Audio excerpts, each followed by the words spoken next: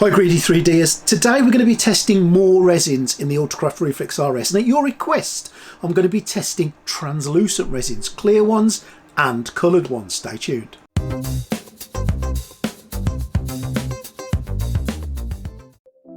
So HeyGears do make their very own transparent resin. This is the PAT 10 resin. Now I've used this before in the original Ultracraft Reflex and it is a wonderful clear translucent resin. It is quite expensive to buy, as you can see, at £94 a kilogram, but this is not, I repeat, this is not compatible with the Ultracraft Reflex RS. But let's try to find something that is compatible that's perhaps not one of their resins. So I'm going to be coming first to this Jam J High Clear resin. I've had some excellent results in the past with this, using this on things like the GK2. So all I'm going to do with this one is pop it into the HeyGears Ultracraft Reflex RS. I'm going to be using the PAWW10 profile. Now this is a water washable high clear resin, so that's why I'm using the water washable profile, and I'm going to let this one run through and I'm going to print a tau from gam body. Now 4 or so hours later, as you can see, it's quite a quick printing resin. This one, it's the quickest one of the lot, to be honest. I've got a result and it looks fairly decent on that build plate, but you can never tell till you get it off. There's a couple of tests I like to do. How easy does it come off the build plate? Well, as you can see, there's no real dramas getting it off with the metal spatula. It came off really wonderful. Cleaning these resins, I clean them in clear IPA. I think that's important, and the supports came off after a little soak in some warm water with absolutely no problems. We'll come back to it at the end to have a look at it, but I'm going to move on now to some coloured resin. So some standard Sunlu resin, a nice cheap translucent clear blue resin.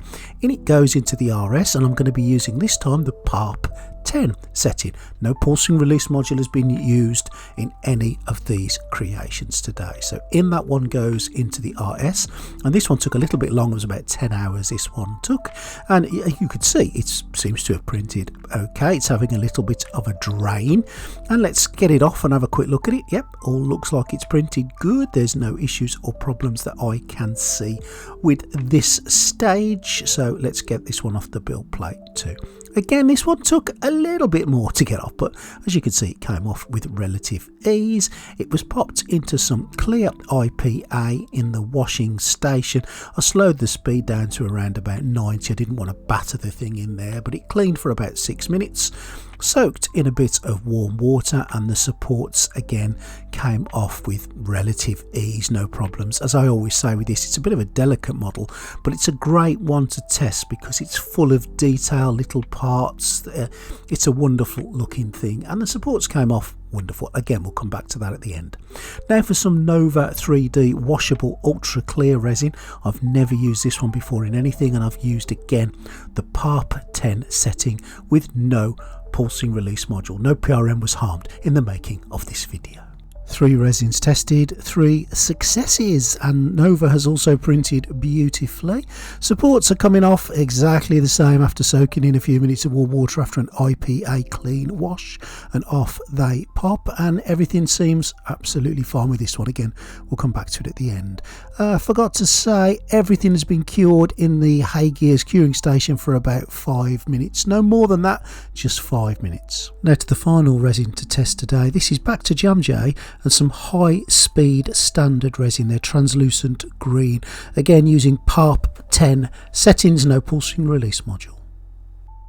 And boom, 4 out of 4. This one again came off the build plate with virtually no effort. I love it when that happens. It just shows you that the sticking to the build plate isn't going to weld on there. The supports soaked in some water took a little bit more getting off, I'm not going to lie, but they came off just the same. They came off relatively easily, just with a little bit more effort. I needed to get some of the smaller bits off rather than the larger bits, and you know what? All of them have printed. Let's have a quick look across the 4 of them first. Now these are 4 translucent resins, 2 clear, 2 coloured, and let's have a quick closer look. Starting off with my favourite, I guess. This is the Jam J water washable high clear resin. This one, I've printed loads of things in that colour and it stays clear forever. This is the blue. This is from Sunlu, and just look at it. I think everything speaks for itself, really. I think I'm just waffling for the sake of it. You know, you can see the quality, you can see the detail, you can see that everything has worked. This one from Nova 3D, yep, it's clear. Slight purpling to it. I'm not quite sure why that is. There's nothing to do with the lights around it. It has got a purple hue, but it's still come out wonderful and printed perfectly. And finally, the other one from Jam J, the standard green one, again printed great, got no real dramas with it. Supports were a little bit harder to get off, if I'm being completely open and honest, but they came off and it worked. And all four printed beautifully. The RS doing what the RS does so well. Well, I haven't tested every single translucent resin that's out there on the market in the machine. I just haven't had access to them.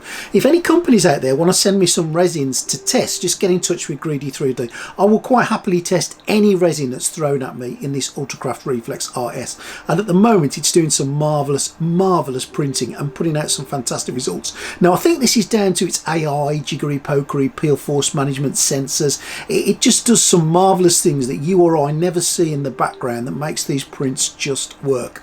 Now, if you're thinking of buying an Ultracraft Reflex RS or some HeyGears equipment, can I just give you a heads up? Stay tuned to Greedy 3D coming up to Black Friday, because not only have I got some deals for you, we've got a little bit of a Greedy 3D discount, so we can save you a few quid. So that's coming up Black Friday, around about the end-ish of November, last week in November to the first week in December. Might save you a packet, so stay tuned. Thank you guys for watching. If you want to subscribe to the channel, you would be more than welcome. It's down here. Just click the little button to subscribe. Might even be down here. If you want to join the Greedy 3D Patreon, you can join that from as little as nothing and join the Greedy 3D gang to a couple of quid a month if you want to just support the channel in that way. The other way to support the channel is to buy stuff through the description link, and if you buy one of the printers through the link, a little bit will kick back to the channel, but it won't cost you guys anymore. And as I say, I've got some deals coming up for you for Black Friday with some special Greedy 3D discounts too. Thanks for watching. Anything else you want me to test in this thing, just let me know. Any companies out there want to send me some resin to test for you, I will quite happily spend my time testing your resins for you guys out there. Stay tuned to Greedy 3D.